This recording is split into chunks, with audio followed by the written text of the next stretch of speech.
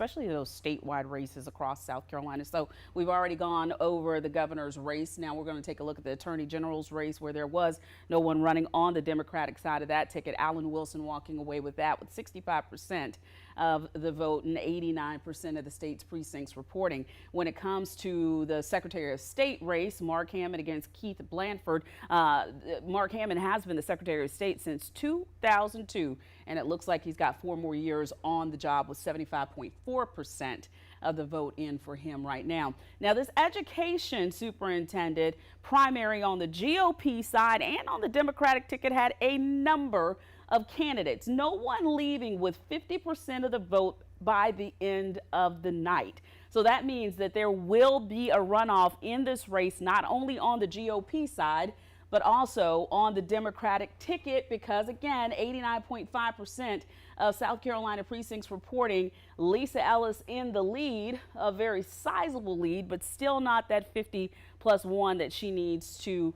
claim her spot on the ticket.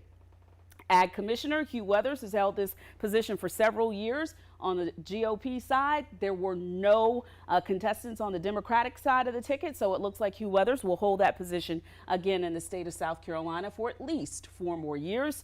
This is another very interesting race. A lot of political experts did not expect this to be as close as it is. A 3-way tie between these 3 ladies. Catherine Bruce with a lot of support here in the Midlands, Crystal Matthews, a sitting representative from the Lowcountry, and Angela Jeter. Again, all 3 of these ladies will continue to move forward in 2 weeks for another race, because with 87% of the precincts reporting, it doesn't look like anybody is going to be able to get 50% of the vote tonight. And now we're going to move over to that House race. Tom Rice voted for impeachment for Donald Trump.